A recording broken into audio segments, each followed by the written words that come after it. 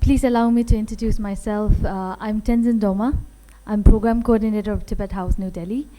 And good morning once again, and Venerables, and the Chief Guest, Mr. Abhijit Haldarji, and our Guest of Honor, and our Director, Venerable Geshe Dajit Amdullah, and Professor Bindu Kutiji, and to all the speakers, and the chairpersons, and the professors from different universities, and the students and the participants.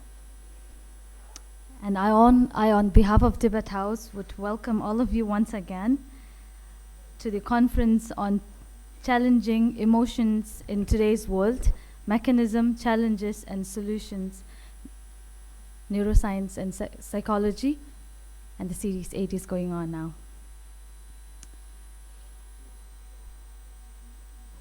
And I hope this dialogue between neuroscience and psychology will give us a new opening and a better understanding of the nature of mind and the possible clinical aspects of any different applications.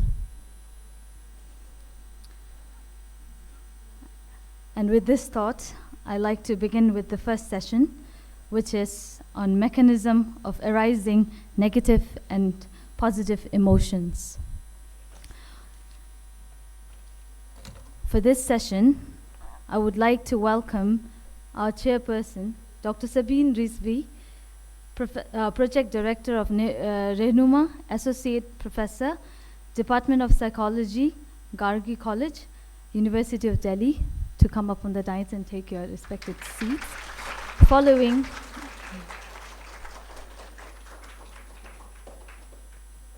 with this clip, I can see there are many Gargi college students representing from and supporting you from the back. And following, I would like to request to welcome our speakers, Dr. Ravindra Nagendraji, Associate Professor at Department of Neurophysiology, Center of Consciousness Studies, National Institute of Mental Health and Neuroscience, NIMHANS. Secondly, Venerable Geshe Thapkela, Director, Modern Education, Serajya Monastery, Karnataka. Please welcome. And thirdly, Dr. Svetlana,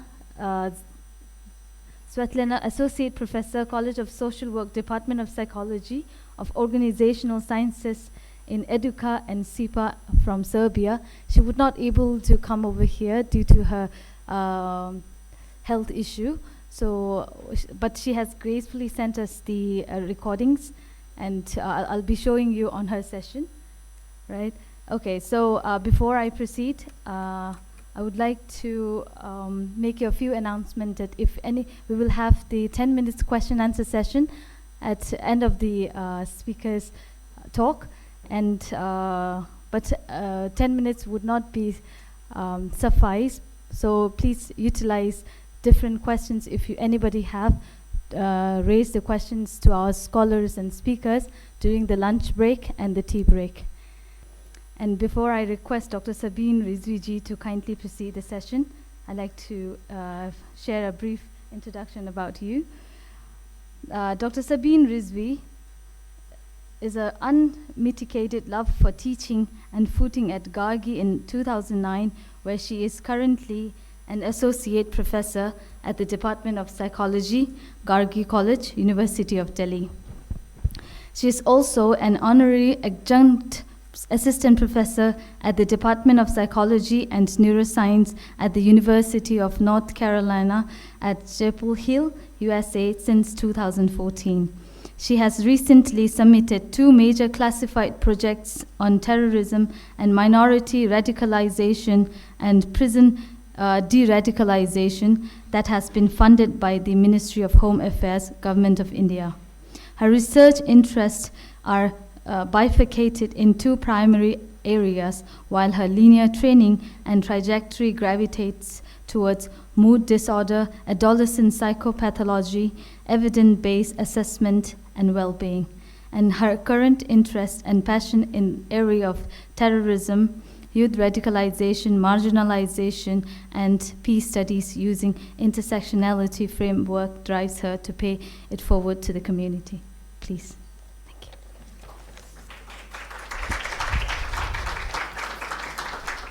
Thank you so much, Tenzin. And a very warm welcome to all of you, and very grateful to the Tibet House, Venerable Geshe Dorji Damodal, for having invited us, especially me. Thank you so much for the opportunity, sir. The morning session was quite insightful for all of us. Mr. Abhijit Haldar's flamboyant admission of his ignorance, and yet giving us so many knowledge points to take away. I think that was beautiful. Professor Lochan's subtle humor and emotional outbursts that made our morning more awake. Professor Kutti's appeal for paying more attention to sleep. My request, do not do it right now. Catch it up later. The session is going to be interesting. We have an array of skilled speakers with us today. So I'm going to introduce the first speaker for you. Dr. Ravindra Nagendra is a neurophysiologist by specialized training and has a passionate interest in integrating Indian psychological aspects pertaining to yoga, meditation with neuroscience, with special focus in understanding neuroscientific aspects of meditation and its effect on sleep and cognition. Do not pay attention to that word, right? Sleep. Has many peer-reviewed publications in national and international journals of repute. His work has been recognized with a national award from the Association of Physiologists and Pharmacologists of India. He conducts regular seminars, workshops at various institutions and organizations on various contemporary subjects with integrating neuroscience with Indian psychology and philosophy, with special reference to Swami Vivekananda's teachings and philosophy. He's a national faculty in conducting courses on sleep and sleep medicine. He's traveled extensively for lecture, conferences, workshops in various countries. I welcome you, sir.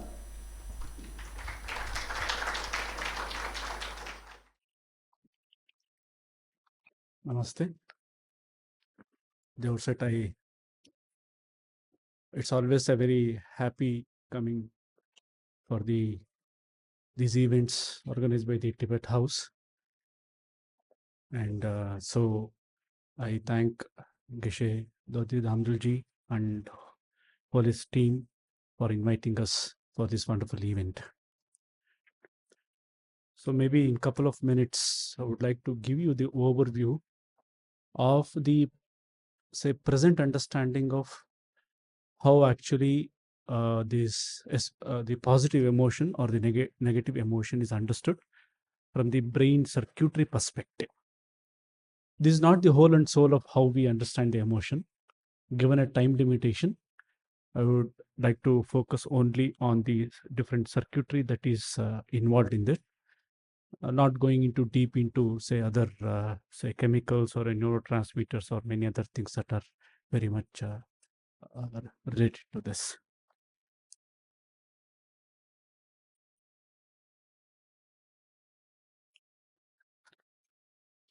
So this is the sequence in which probably the first William James told about how actually a person takes a decision to act upon a situation. So any situation, external or internal, a feeling or a thought is created. And this thought, it can bring about a feeling, and feeling is what that really motivates us to bring about whatever may be that of an action. So our emotional expression that we see in our day-to-day life, whether it is of a positive or due to a positive emotion or to a negative emotion, the behavioral expression of the emotion is more palpable than about a person's feeling. So we judge the other people based on their behavioral expression, but their subjective feeling is what they, as a first person perspective, they narrate their feeling, and we try to infer about from their narration. So as you saw in the morning session, definitely language plays a very important role. How do they express their feeling or their emotion. But however, the feeling, you see, everybody we may feel happy, but the way we express our happiness or the sadness can vary from person to person based on their say their training, their background, the context, the situation, and all those things. But the feeling per se is almost like an universe, or it is universal. Happy is happy, sad is sad, but the way it is expressed can be of a different. So what is that from the neuroscience perspective that we can understand is not about the behavioral expression, but when a person feels, okay, whether he's happy, sad, anger, whatever it is, so what happens in the brain, different type of circuitry. So it is more, why I want to emphasize this is about this, it is more of a universal in nature, except for the expression, the part of it. Now we have to try to understand the three, the normal, say the terminology that we use. So emotional state is a smallest and the most fleeting unit of emotion. So I meet somebody, I feel very good. Okay, it's a emotion, it comes and it goes. Then we said a lot about mood. Now, what is a mood? The feeling, that persists and remains consistent over minutes and hours. I had a very good conversation. I really enjoyed the conversation, and the feeling that is created with that particular conversation, even it persists even when the conversation is over. And I carry that. So that is the mood. And the emotional trait is that the feeling that the characteristics, but it can persist stay for years, and that really it forms a personality, a emotional a personality of a person, because he carried those particular traits. Now, therefore, whenever we are talking about whether it is a positive emotion or a negative emotion, right, the emotional state can trigger, right? So we had a very good intellectually good, the conversation or the discussion. It creates a feeling to all of us, it's the same thing.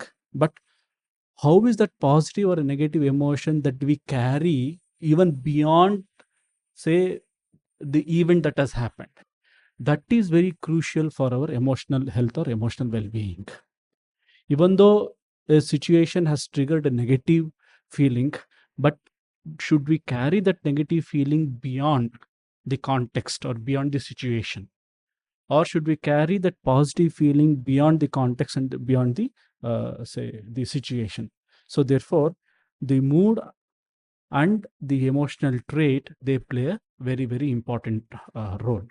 But to carry out whether it is a negative mood or a positive mood, the first and the foremost, say, the skill that person need to cultivate is to try to understand or try to feel that what actually he's feeling. Is he feeling good or bad about that? So therefore, the understanding of these three terminologies of emotional state, mood, and emotional trait plays a very, very, say, important role. And all the goal of all our emotional management is to sustain the positive mood, and in turn that can bring about a good emotional traits subsequently. So if you go around, as I told you that we have a feeling which brings about an action can bring about a outcome, and based on this particular outcome, right, every person tries to improve upon, say his emotional, personality or his emotional thing. Now, even though these three are very common, your feeling, action, and the outcome of it, whether it is for positive or whether it is for that of a negative feeling. So whatever my emotional feeling that comes is comprising of all these three. It is not only subjective, say, feeling what I get, what is the behavioral outcome of that, how to express that, also add to that this for particular this feeling. Now, this whole thing, right, has been told as hedonic experience, or it can be of a subjective feeling. Now, the subjective feeling or the hedonic, the word hedonia that we see most prevalent in the psychology literature, is derived from understanding a philosophy of happiness, which is based on happiness is an experience of pleasure and lack of pain. That is a very simple definition of happiness. That generally it is more palpable, and it is say more like a common sense language, and we get it's the hedonic experiences. But however, these hedonic experiences, right, so it's always where we seek reward, whatever may be the reward, right? It can be from pleasant to pleasurable feelings, and it has more of an extrinsic, it is goal driven, or and most important is these hedonic experiences, we say it is more about say a drive that is to have a pleasurable experience for myself. That is the whole thing about when you say about hedonia. So it is more pertaining to preserve the psychological self, that okay, I should be happy. Okay, so that boundary of me, or the boundary of I, okay, is very, very hard. It is very strong in these hedonic experiences. But when an individual, because see, these experiences are very common, we should have it. But when these experiences, when we try to bring about an improvement and go beyond, okay, this mind body complex, and try to integrate with the social and the society at large, right, then we get eudaimonic experience. So this terminology is called as eudaimonia. So we have two important terminologies: psychological well-being and also subjective feeling. Subjective feeling is very important. At the same time, the subjective feeling, when we train ourselves, right, to be more eudaimonic, it is the psychological well-being. Right? Psychological well-being or subjective well-being doesn't mean it is psychological well-being. So psychological well-being is one of the important thing. It comes to the eudaimonic terminology. So in this eudaimonic terminology, right, it has all these things: life with meaning, purpose, right, and pro-social decision, right. Also, all these things comes under eudaimonic well-being. So that is to say that even if you want to come to eudaimonic, say, experiences, we have to go through this subjective say feeling, and then translate that into a more pro-social behavior that comes to eudaimonia. So therefore, whenever we say about, so then what is positive emotion here? So is it positive emotion? Are we confined only for the subjective feeling, or positive emotion is also can be translated, okay, into this psychological well-being also? So here comes the important context of the cultural context, important thing about the upbringing, and important thing about the philosophy of life. So therefore, in this context, when we say a positive emotion, we start with as an individual with the subjective well-being and translate that beyond our mind-body complex and getting into more pro-social behavior. So we'll try to understand how, say, this when these traits are developed, what are the things, okay, that can happen in the brain. So they say that in the subjective well-being, it can be, so first there should be a liking. So we have what is called as circuits for the liking. So there are so many areas, okay, which associated with the reward circuitry, right, which bring about liking for the pleasurable liking or the pleasant, these liking things. Then this liking is what that motivates a person to want, and it tries to, right, to have that, okay, I mean, whatever he likes. So we have a liking circuitry, you can see in this red, and the wanting thing, okay, you have the extent about in addition to this liking circuitry, we have so many other areas. So these liking thing, so we have all these areas like nucleus accumbens, ventral striatum, forebrain, parabrachial nucleus, orbitofrontal cortex, insula. All these things are important for, as I told you, for our subjective feeling, that is hedonic experiences. Then this will bring about a motivation for him to do something good or something better, or whatever it is. That is involved with lot of other areas, especially with the mesolimbic, say the brain system. Now, both of them, they should go hand in hand. Without having a subjective liking, there cannot be a wanting thing, or he has to go. But now we have to strike a balance. What is the balance? Liking and wanting should go in parallel with each other. But if we have an inappropriate wanting without liking, is what the risk for addiction. So when you go for an addiction, he crave for so many other say the object of pleasure, but as such the person, he doesn't personally like it, but the brain circuitry is modified in such a way that he craves for that. So both liking and the wanting, okay, should go right with hand in hand, and we have a very clearly defined dependent circuitry between both liking and wanting, say over here. Now, so as I told you here, most important here we got is about the ventral striatum, one of the groups. So studies have shown that see, liking can be for both hedonic and eudaimonic experiences. Both we need a liking. So in one of the studies, so they have shown that whenever there is a wanting or a motivation that is dependent on hedonic experiences, where your goal is hedonic experiences, right? And that activates your ventral striatum also, right? And more the hedonic experiences you strive, because as a morning, it is called the intention is very, very important. My intention is only about be happy about myself, right? Then we can, studies have shown that the risk for depression is increasing. But when my liking, right, and wanting is more towards eudaimonic, right, where I think beyond myself and also about the colleagues or the society at large, my risk for depression decreases. Even the person who have a susceptibility for depression, but he start cultivating his intention to be of more pro-social behavior, right? His say depression, the susceptibility to depression comes down.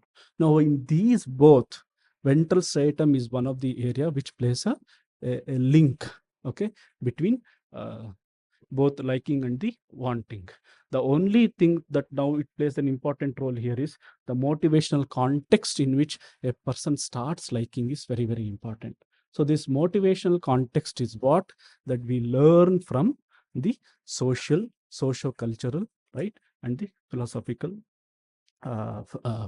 framework.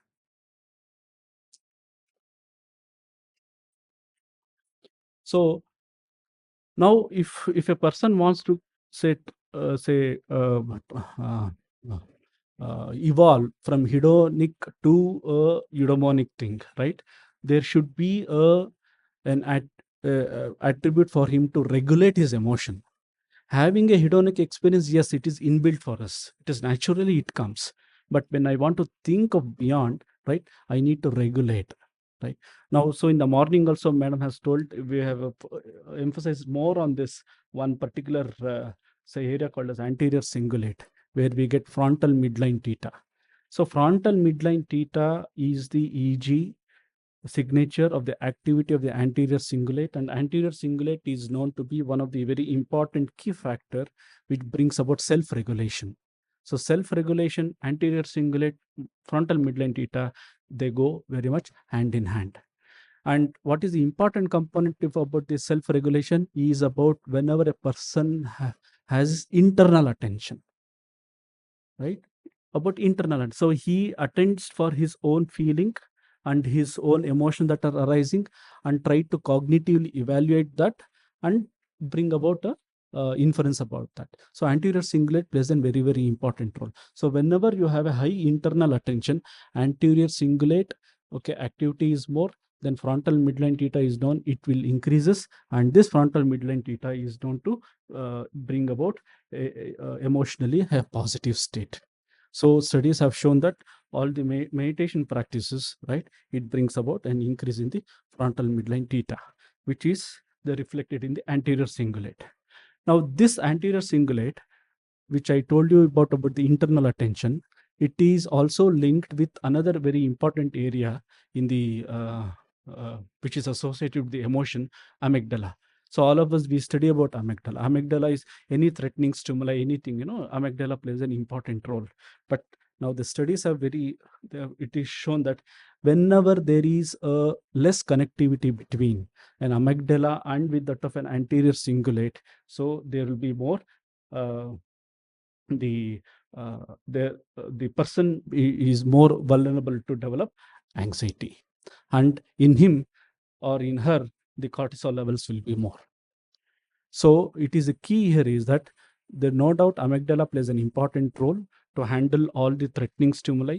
It is important to understand the emotion, but the connectivity of the amygdala and with the anterior cingulate, which plays an important role for the self-regulation, is very, very important role, very important. And when the connectivity between these two areas is less, or then the person becomes more vulnerable for anxiety. In him, the stress hormone called as cortisol will be more. So studies, they have also shown that the anterior cingulate plays a very important role in the emotional processing, because anterior cingulate has a high connectivity to the frontal cortex, which is the high part, the most evolved part of our brain, and which helps in our say cognitive restructuring and cognitive emotion. So why I gave you the overview that how the threatening stimuli, negative stimuli, can be transformed into a positive by having an internal attention. This internal attention can bring about a more cognitive capability to handle the emotion, and which is reflected in the frontal midline theta. The signature will come with the anterior cingulate. A very simple thing is that, okay, even a simple internal attention to my breath or my own feelings, that comes, right? It can increase the activity of our anterior cingulate. So this is how we can cultivate the whole of the positive, say, emotion. Means to cultivate positive emotions, we should have a cognitive control on our emotion, right? We should have a good social relationships, and which can bring about happiness and about the well-being. So, thank you very much.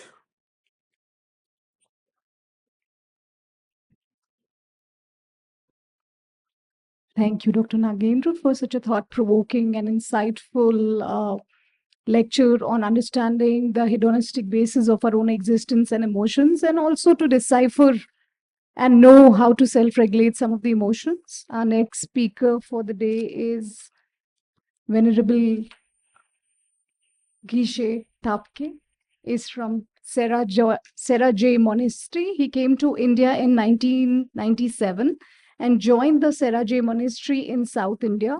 Since then, he has been studying Buddhist philosophy for more than 20 years.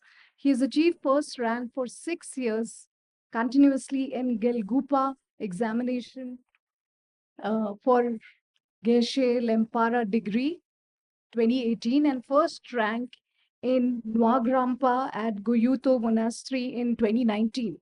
Besides that, he has studied science since 2005, including first chord of Tenzing Gyatso, scholar for 3 years in a row between 2010 and 2013 at Emory University at Atlanta in US.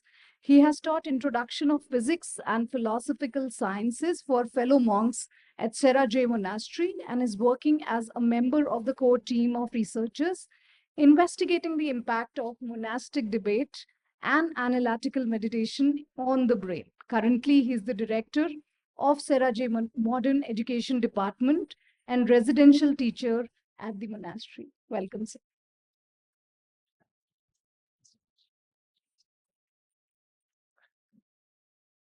Trust delay, you all, and thank you very much to Kishila and Tibet House to inviting me to giving opportunity to share some of the thoughts. Actually, it's a I'm quite relieved because all of the many contents already shared those, guest speakers, especially Kishila, already shared. So I'm going to just repeat some of the point. Okay. Yeah. Obviously, it's a somehow it's a the topic is the mechanism of the negative emotion and the positive emotions. It's if we just summarize, it's a Buddha already summarized in the Four Noble Truth, which is very simple and yet very vast. You can apply. It's actually when the Buddha was giving this very simply to personal practice. But now we can take this kind of, theory or formula, every, even society, in the even politics, wherever, what's the problem, how to solve, there's a solution, and those things very simple. So I'm not going to, there's a suffering. Actually, if I have a time, I will really like to explain this story and this art. It's very authentic art, comes from Buddha himself to taught, and behind that wonderful story. And if you are interested, you can check on the some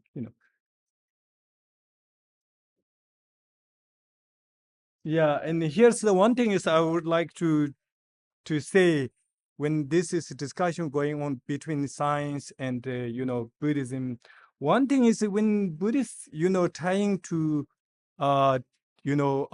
explaining the negative emotion or psychological, it's not only about talking about the only human beings. It's all about the lots of the all sentient beings, including animals and all these things.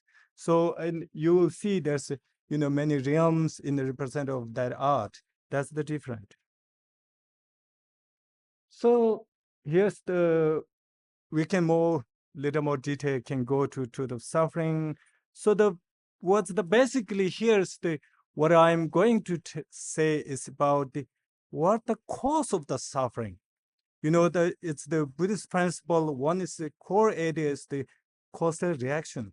When things there's a happening, what the cause is, especially like all these sufferings, what the cause of suffering, that's really cared. So see, there's lots of sufferings, and the physical suffering and the mental sufferings. Keshala already mentioned, there's this, even we kind of little bit scaring to see all these data. But one thing is I would like to say that, mental health or, mental illness, we all have some, the only different the degree of that. Even monks, whoever it is, even pretend to be scholar or even looks very happy, or no matter your different physical or whatever, somehow we all share somehow our mental illness or something. That's I think it's really important. So maybe I'm not going to. One thing is I would like to argue usually with lots of my, friends of scientists or even my teachers. So the lots of scientists says the cause of all this, especially the mental suffering, is only talking about the sum of the disorder of the brain function, especially chemical function. There's a dopamine, serotonin, all this. Maybe I'm a little bit sorry. Maybe we can debate. I'm kind of a growing culture. That's a debating is always I like to debate. That's the how I grow up. My background. So I would like to argue to this kind of thing. Is some of the scientists says okay, there's a because mental illness, because there's something wrong in our brain chemical or brain function. Maybe, of course, there's something, but not only that. That is the main thing. So I really like this quote. Maybe I will read it, although maybe a little bit of time consuming. I used to think that often environmental problem were biodiversity loss, ecosystem collapse, and climate change. I thought that 30 years of good science could address the problem. I was wrong. The top environment problem are the selfish and greedy, apathy. All those, what I'm going to introduce of the cause of suffering. So here's the what you mean Buddhist point. Here's also, you see what's the different, and the scientist focus and when the Buddhist psychologist trying to explaining, scientists is much more focused on the specific. The Buddhist talking about more general terms or holistic point. So it's both of them is giving we a wonderful insight. So it can go somehow convertedly, or we need it. Somehow you need to explain to more like, holistic point, and sometimes you need to really specific point, even just specific chemicals, how this, function goes. So Buddhists talk about, the delusions, graspings, all this, cause of sufferings. So here's the one thing I would back to again. If we look at there's art, there's three animals, pigs and snakes and whatever the rose, or I don't know. That's a representative of the three poisons or three mental poisons. And then there is some people of even that modern art. You see what they put in the middle of theirs: war, money, and the technologies. That may be to see this is the fundamental cause of the suffering in this, especially in the society nowadays. War and the environmental problem comes from that. But in the Buddhism, it's more focused on that led deep to the especially hard science to cover to how this problem. But what the Buddhist is trying to say is about the behind that motivation of the human greed or selfishness or ignorant of other people's the situations. So those well, there's already a lot of maps Kishila already mentioned, and I'm not going to do that. So here's the one thing, or maybe I'll go with this. So in Buddhist, especially to the Abhidharma tradition, there's man, the sixth root of the emotions. But you see, I want to little bit kind of, clarification. It's the term of emotion. This morning, one of the maybe doctor, I think, Amir Wechi or some, right? Yeah, he already the little bit mentioned about how to care about the, terms. So when we're talking about the emotions, especially scientists who hears what's their, perspective of emotions. When we are talking about negative emotion, is different. That way, for example, like the ignorance is more like in Buddhist talking about more like especially the upper level of class, the Buddhist tenet. It's more talking about the cognitive level, not like just simple emotions. That's why we need to, whenever you learn to the system, you did not rely on the dead word. You have to know to the behind of the system, and that way you will get the full pictures. Yeah, that's so. See, this is the just I'm kind of trying to differentiate. So what the really I'm going to talk about is this: what are the cause of afflicted emotions? There's a great master Asanga it give the 6 causes. So that one is basis, refer to the latent seed from the which is arise. Sort of some people called inferent. When you have inferent, it not easily to see, but somehow it will arise. I'm not going to detail it because my time will be end. So then the focal object refer to the objects that appear to the conducive to mental afflictions, like alcohol and that is very close, and especially people who are easily to loss of the self-control. When their object is near come approximately, you'll get into there very easily. And then social distractions. It's used to be when we talk about the class Buddhist texts, lots of talking about the bad company, but nowadays everywhere, since globalizations. So that is also very maybe the environment or something like that. And then habituation, like when you do something bad habit, you do again. It's more like cascaded. And then explanation, the wrong information or wrong or something non-relevant irrelevant that also created. And then attention, this is also one of the very important. This is also not attention, refer to a maladaptive cognitive appraisal with inappropriate attention, or it's a Tibetan called the Sulme Yiche, which is, I'm going to give one example. Here's the things like the object is the same object, but when you are too much attachment, how this come from? Because of the imperfect attention goes to there. So you just, like 100% is, beautiness or something like that. But then when you get anger, completely opposite to the, 100% is bad. So it's, this is not true, clearly. The really thing is object is kind of, the something maybe mixed or some sort of that trait.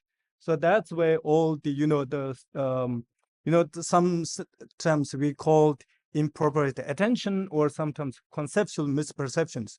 So here's the, again, struggling to the, what is the exactly English terminology we should put on that, phenomena. So this is another alternate, I'm not going to. So this is, so see, in Nagarjuna, also even going to more farther to the cause of suffering, especially talking about the, like self-grasping or ignorance. So here's his kind of, view of mechanism. When first is elaboration, sort of it's a intrinsic nature existence, then starting to the conceptual misperceptions. And that's where I come to the afflictive emotion like anger and attachment. And that will create to the bad actions, which is, samsaric karma, that will lead to the sufferings. So that's the mechanism of Nagarjuna's point of view. Okay,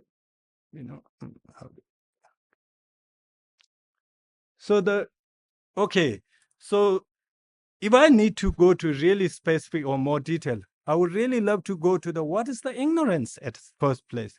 They have been using many languages: ignorance, selfish, or self-grasping, or ego. So there's, if we, especially to me, is trained from the philosophical background, I could go to there's so many layers. When we're talking about the ego, is some sort of, it's very easily to kind of people, that's some level, but it's not that simple.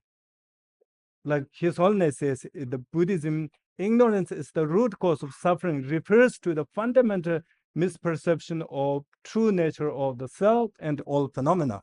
So which it goes to the much deeper. So I would say like something like this.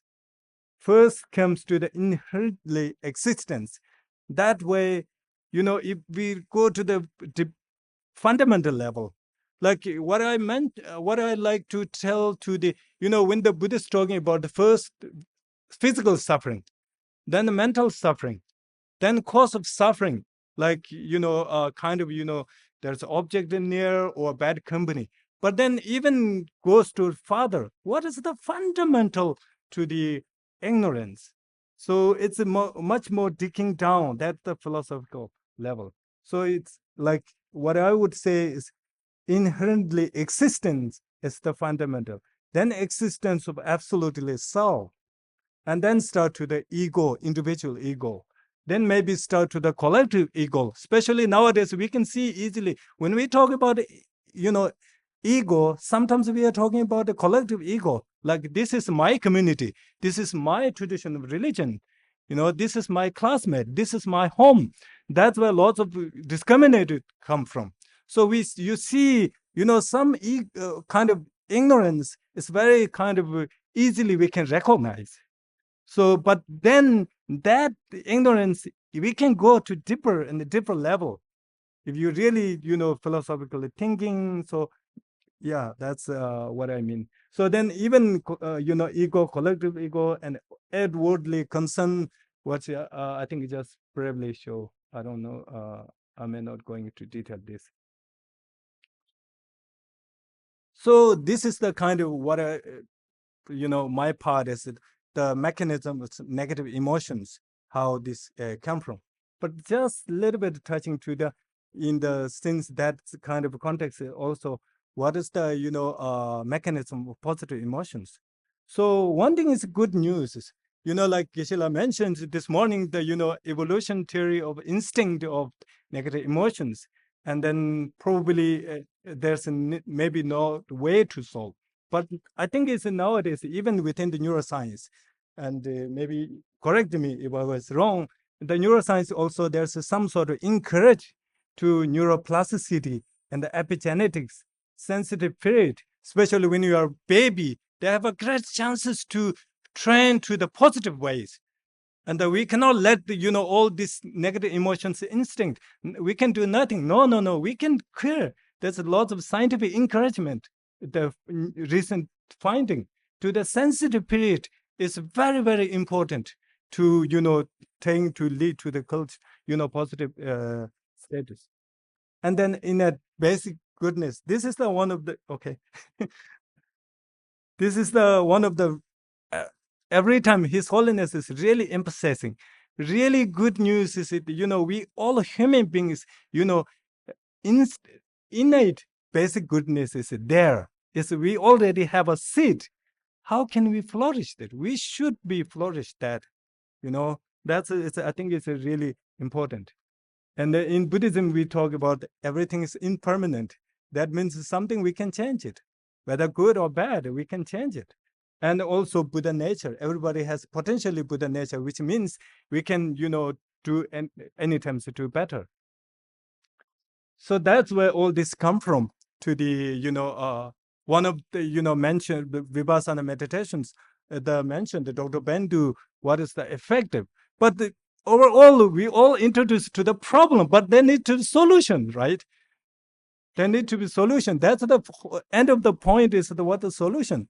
So solution is there, kind of like shamatha, vipassana, and the 4 measurable, and the 7 causes effect, 6 perfection, ultimately emptiness. That's because of these. There's so many, layers of the ignorance.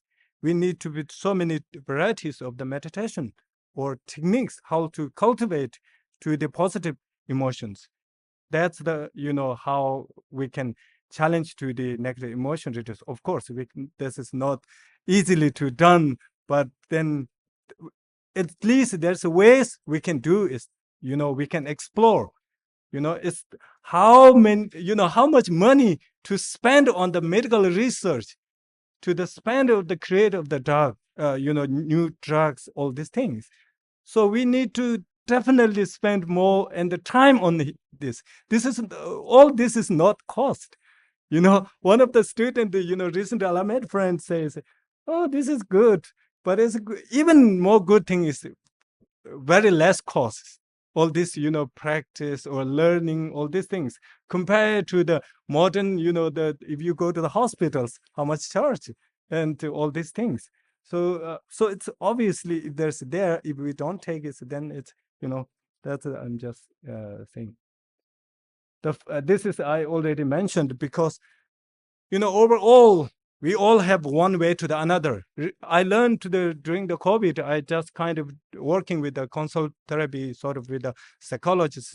And then somehow sometimes when I consulting to the other people's, but that's I need to myself also regularly to kind of psychologically support. So we usually say, oh, that's the depression person, that's the no, somehow we all have. So that means we all have a kind of that's potential. So we need to always care about our own mind. So we need to be kind of self-reflection all the times. So it's a mindfulness or those things are really, really important. The self-reflections. It's even you are not going to those fancy word of the vipassana or compassionate, but you really need to basic the breath and just focus in and the awareness what you are doing. That is really, I think, important. Yeah, I think it's almost it's done.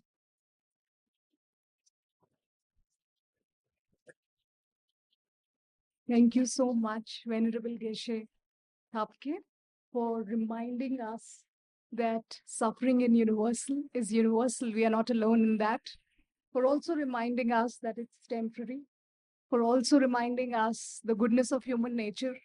And for reminding us that the solution that we are right now exploring and talking about, they involve of very little cost. So I think all of us will take out a couple of minutes just to reflect what it is that we need to do differently. The third speaker for the day is, who's not here in person, but has sent a recording. Dr. Svetlana Drakovic is a senior Jungian analyst and a supervisor, a member of International Association of Analytical Psychology, SIPA in Rome, Italy, an independent group of analytical psychologists in London, UK. Dr. Drakovic is a grant award coordinator, group co-leader, a MC committee member. She's also a co-leader of the research and educational groups, creating the curriculum of sexual education for the European universities, psychology of sexuality, and psychology and sexuality. She's the assistant professor at the College of Social Work, Department of Psychology, and at the College of Organizational Sciences, EDUKA, and in CIPA. She's a doctor of psychology, a specialist of medical psychology, and a mentor for young people specializing medical psychology at the medical faculty. Tenzin is going to help us play her recording. Thank you.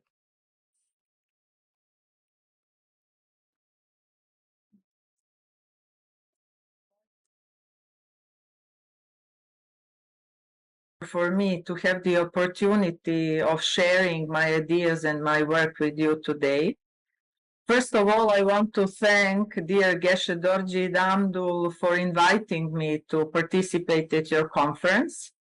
And when he was here in Belgrade in Serbia in March, we had an amazing forum connected with the issue of understanding and eliminating, reducing the suffering from the perspective of Western and Eastern psychology. And the idea of our further collaboration was being born there. And I also want to thank dear Lilia Lazic for enabling, before everything, Geshe Dorji Damdul's arrival to Belgrade and the creative exchange of our perspectives. At the same time different, but we also discovered a lot of similarities.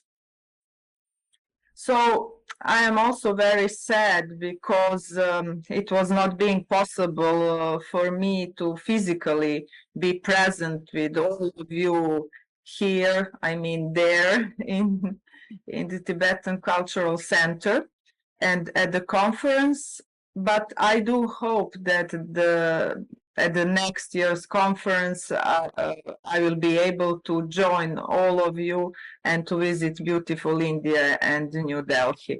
So I'm a bit sad, not a bit, but much more than a bit sad, because I will not be able to participate in all different discussions and to hear all of your presentations, but I will have to satisfied with what is possible to do today. So now I will share with you my presentation so that it will be much more comfortable and easier to follow. I will tell you something today about knowing oneself in today's world of contradictions and liminality from the point of view of Jungian psychology. And I will try to do that within the boundaries and time limits that we have. So, what is going on?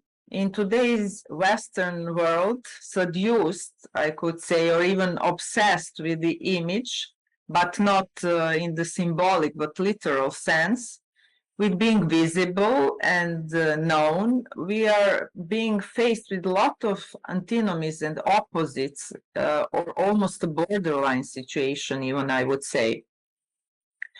From one side, there is the pressure to present oneself in the world in general and in social media that are so popular today.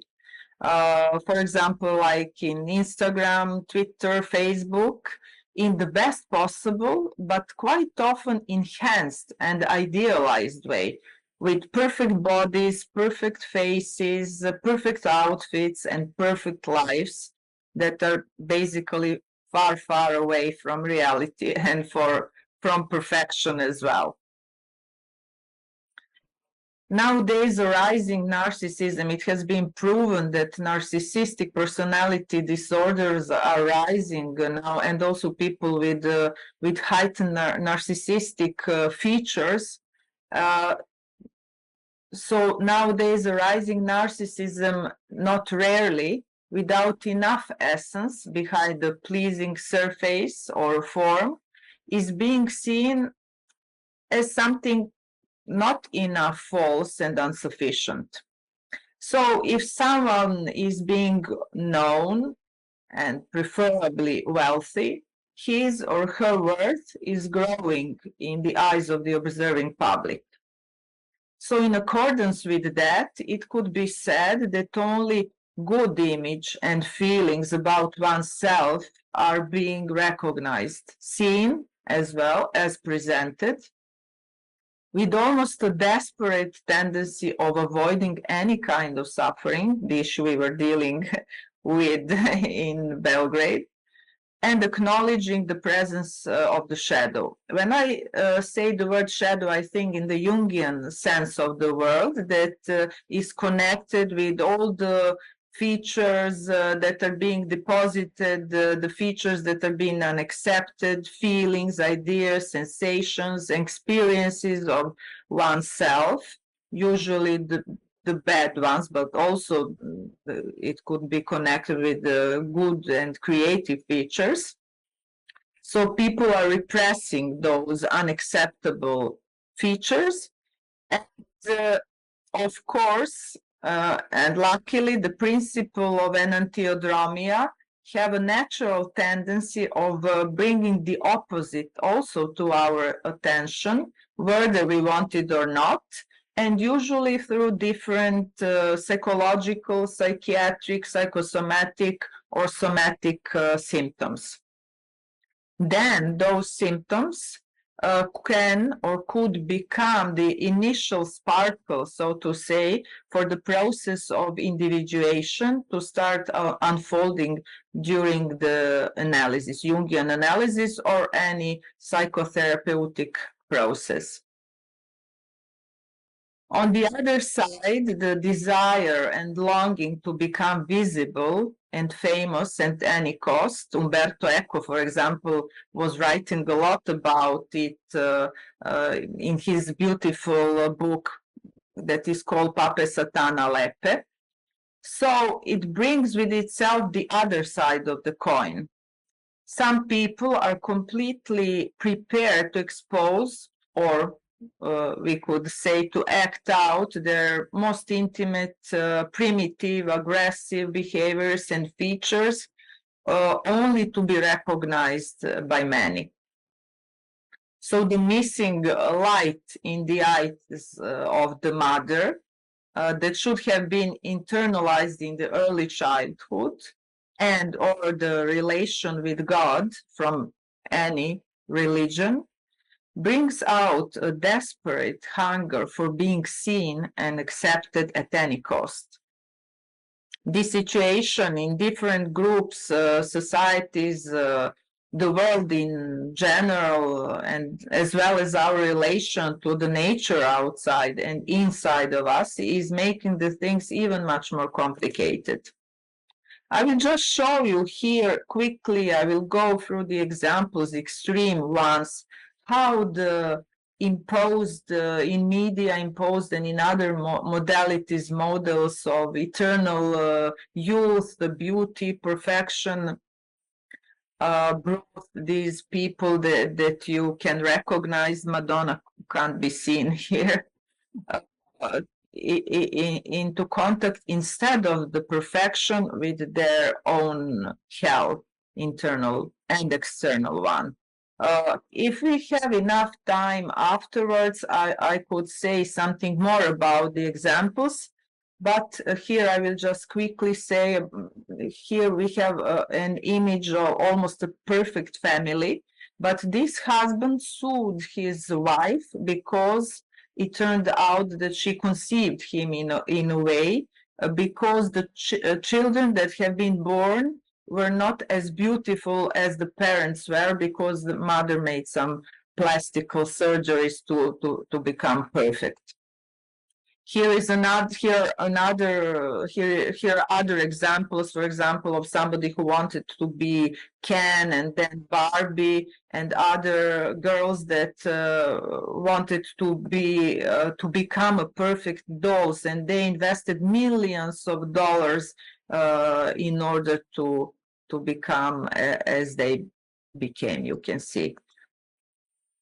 One of the important people who wrote about the situation in the society was Guy Debord, who wrote Society of the Spectacle. It is one of the ways we can explain what was going on and why all of these situations are happening. Guy Debord says that he explained the spectacle is being manifested through a huge positivity that exists out of any discussion. It only says, I quote, "Everything that is appearing is good, everything that is good will appear." So spectacle has a godly appearance in the consumeristic world. Its presence is enormous. So it is ever-present, ultimate authority. So trying to fight against a spectacle, says Guy Debord, would equal an attempt to attack God. So it is probably true because my dog Teddy is barking from the next room. He agrees with Guy Debord and with me as well.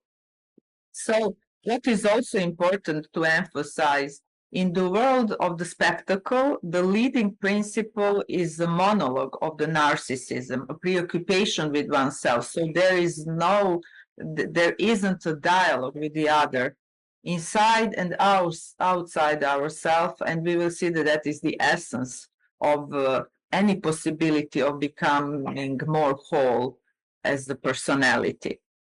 So we are lonely crowds, as Guy Debord said, and he borrowed this concept from David Reisman's book, The Lonely Crowd. So one of the explanations or the notion that could clarify what we are dealing here with is the notion of liminality, also coming from Jungian psychology. People usually dive into liminality during different transitional periods, phases in their life, among other situations, in puberty, adolescence, midlife crisis, etc. In our personal lives, but also there are transitional periods that touches all of us when they are happening on the level of societies and on the whole world, and also during analysis. But during COVID, we had that situation. During wars, the war that is going on now, the wars that are going on now in the world, etc. So the feeling of not being grounded, of being betwixt and between, as English would say, a sense of being isolated and not being as well as the heightened uncertainty are just few of the experiences one meets in the realm of liminality. During the pandemic of COVID that we had, and during all the other situations that I already emphasized. During this period, the sense of I-ness and some of its continuities remain during liminality, but there is a prevailing sense of alienation, marginality, and drift. So people could meet a lot of different situations and crises during this period of liminality. So as never before, there is the necessity to become more conscious, more whole, and to follow one's own process of individuation, as Jungians would say. It is the process of becoming more as we really are, as a whole. So to know oneself through psychotherapy is one of the ways, besides meditation and other ways, to get in contact with the whole spectrum of different positive and negative feelings about ourselves and others. So, spectacle versus imagination. The society of the spectacle represents a critique of the modern consumeristic culture and deals with the estrangement culture of homogenization and mass media. And our task would be to get from the fascination with the image and superficiality. You can see that as a manifestation on the right side, towards imagination and introspection, from pure form to the essence of the things. So how can we do that?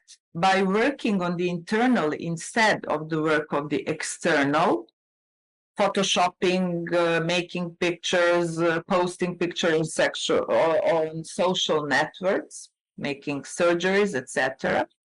Then by enlarging the possibility of perception and analyzing one as he or she really is, by getting into contact with imagination and the unconscious, by accepting and loving oneself with one's good and weaker sides, by establishing a sincere dialogue with oneself instead of pretending, exaggerating, enhancing, or attention-seeking at any cost, by developing modesty and giving up from the perfection-seeking and the narcissistic patterns that looks for the confirmation of one's own worth through constant admiration from others. Of course, meditation is one of the ways. So we need in the safe space of the temenos, of the analytical room, to enable people to be more accepted, understood, and received as they really are. And we do that as analysts, Jungian analysts, by allowing people to be seen as an authentic person through communitas and equal relationship. Through this relationship, a person is learning how to accept oneself more as a whole, and consequently, one is becoming able to perceive others then more as they really are. Acquiring more sincere and modest, humble attitude is a necessary, I would say, a key precondition for establishing more profound relationship with oneself that leads towards reduction of the suffering and accepting positive as well as negative feelings and perceptions about oneself. And for the end, Charles Mingus said that making the simple complicated is commonplace, but making complicated simple, that is creativity. And that is something that we are trying to do in Jungian analysis, among other things. Our job is to help people to get into contact with the whole spectrum of their feelings, positive and negative, and experiences about themselves and others, not by imposing common solutions, simplified ones, superficial ones as well, but by creating, connecting them actually with the help of imagination, with their own creative potential, and also by respecting individuality of persons and their authenticity. And also, we are trying to help people, our patients, clients, to find through complexity their own simplicity. I apologize for exaggerating a little bit, for passing the boundaries, the limits of the time. I will say goodbye to you now, and hopefully seeing you next year. Bye.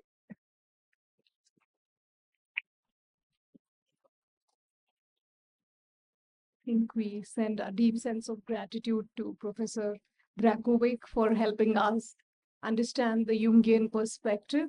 And it seems that there has been a deep sense of connectivity in all of our speakers' discourses.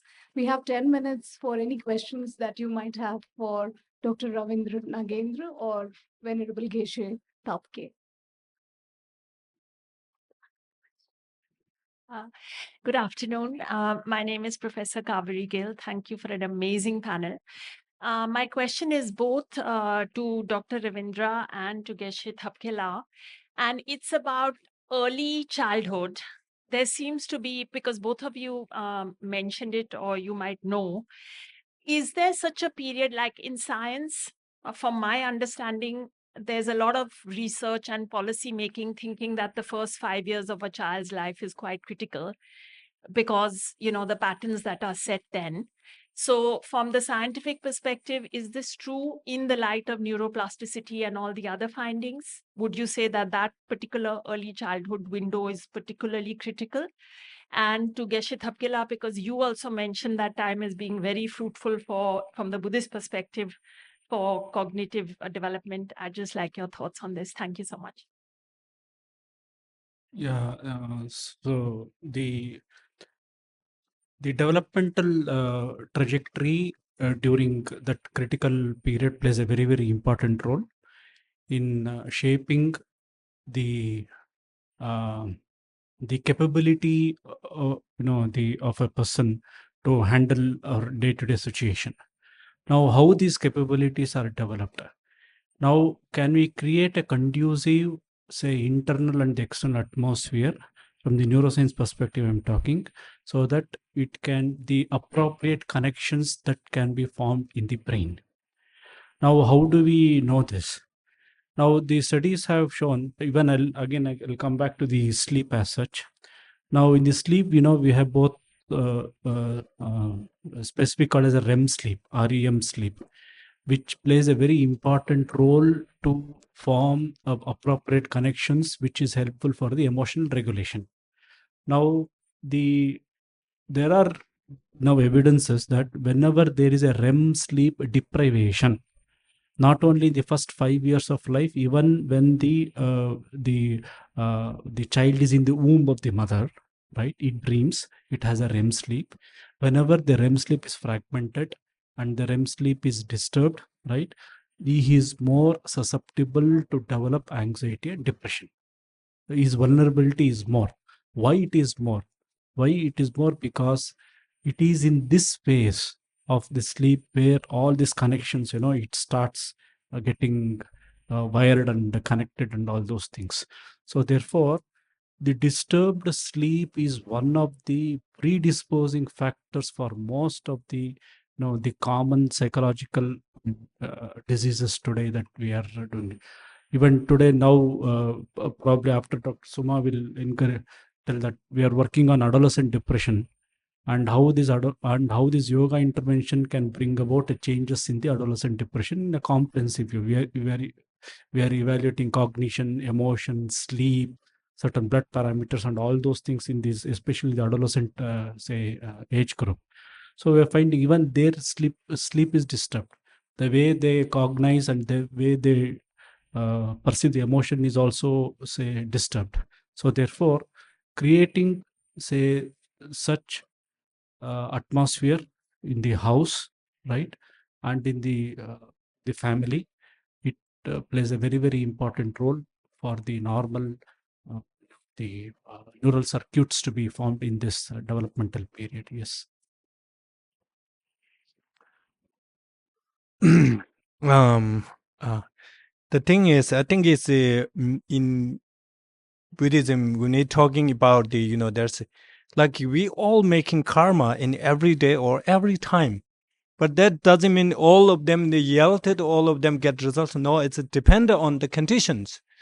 So and that means even though very the small child or just very young, they have already some sort of potential or causes there. So we really need to be giving condition what kind of things to rise, whether the positive side or these things, which is kind of similar. I come across my mind like epigenetic effect that Dr. mentioned. Even mother's psychology effect to the this child. Even is there's no maybe not yet born much about the cognitive development, but somehow it's latent effect is there, which is also it's very, very powerful in the remaining life. That's why we need to be much more focused on the early childhood, it's whatever the necessary to whatever the positive side. Well, that's, I think it's very good learn to the both the science and the Buddhism. It's very kind of giving to the direction to how we act and how we do the education and health, which is more concern, something like that. Thank you, Venerable Geshe Thapke and Dr. Nagendra, for answer. You want to add something? Though we are more focusing on the environment and psychological development, but in our context, we should not forget the importance of a very good nutrition. Because unless and until when we have a very good, strong biological construct, we cannot really expect a child, to have a good cognitive or the emotional capability. So nutrition plays a very, very important role. And today, we are going very haywire with our nutritional habits also. Just wanting to just add on one point to that what Professor Bindu was sharing in the morning, that we are getting to know so many new fascinating facts about our brain. It's neuroplastic. So if a damage is done, yes, it's impactful. Is it everlasting? The answer is no. So there's always scope for the good news. Yeah. One last, maybe one last. Okay. So one of His Holiness is mentioned about the way we need to the positive education in the school, like circular educations, because we need to much more focus on the causes of suffering in order to in the latter, we when the human all the negative emotion goes wrong, then consequences are unimaginable. But we need to really care about the giving good education or good care of the child.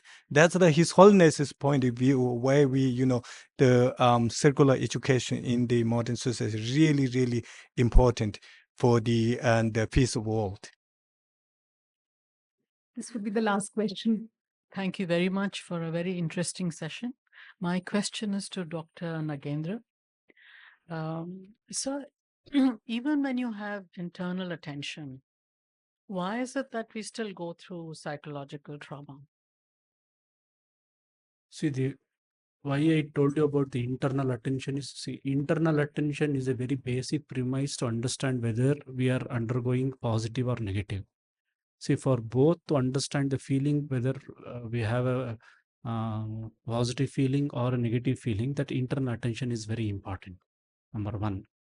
And recognizing that particular having an internal attention, the next step will be how do you handle that particular situation, whether it is negative or positive, and how do you develop that cognitive skill, right, to handle that particular situation is the next step. Why I just told about internal attention, say at this point of time, having a basic skill of having an internal attention itself, I mean, we see that no, we are lacking among most of our, say, general population or the people. But having internal attention, it doesn't mean that the person has a capability to solve all his problems. No, it is the first basic step. That's what I'm telling you.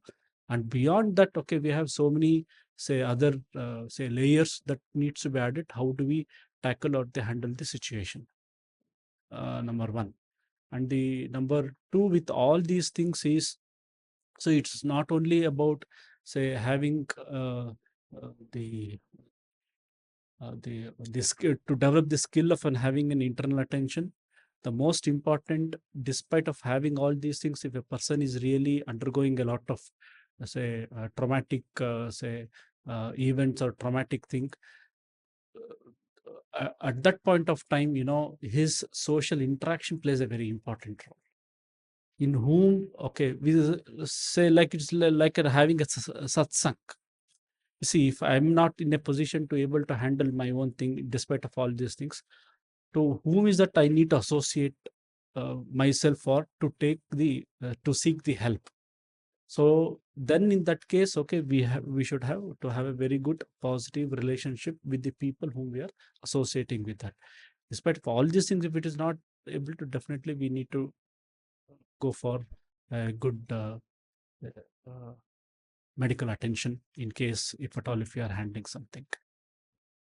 But internal attention is the basic premise. That's what I mean. Thank you so much, Dr. Nagendra, for taking the question. And with this, I think we come to the end of this session. We've had a very fruitful discussion where we were able to deliberate on a lot of factors and also understand that how suffering, trauma, and all the other emotions that we are talking about, the non-linearity of it all, that we have to have a biopsychosocial approach to look at our suffering. It cannot be just physiological, it cannot be just social, it cannot be just biological. And with that, I would also want to thank the audience. I think this is one of the best audiences I've ever seen. Not a single cell phone rang during the entire period. So thank you so much. Enjoy your lunch. Thank you. Thank you so much, Professor. Thank you very much, Professor Sabine Rizviji, for chairing this session, and also Dr. Ravindra Nagendra ji and the Geshe Thapkela, and also Dr. Svetlana, who is watching live from Tibet House YouTube, for sharing your knowledge and thought-provoking session today. And before we recess, I would like to request Mr. Abhijit Haldarji, Director General, International Buddhist Confederation, to kindly do the honor to present the souvenir to the chairperson and the speakers, please.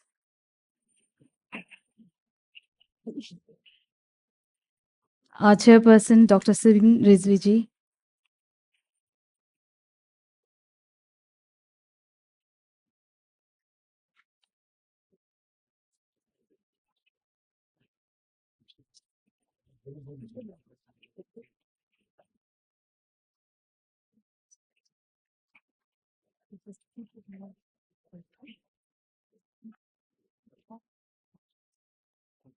Dr. Ravindra Nagendra ji.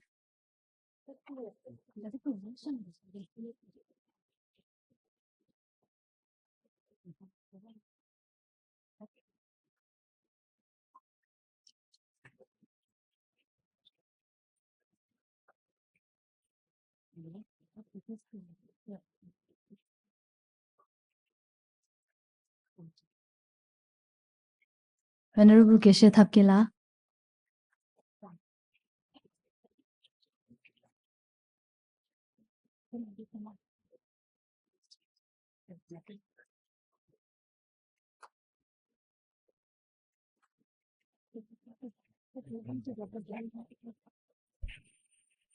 Thank you very much, Mr. Abhijit Haldarji.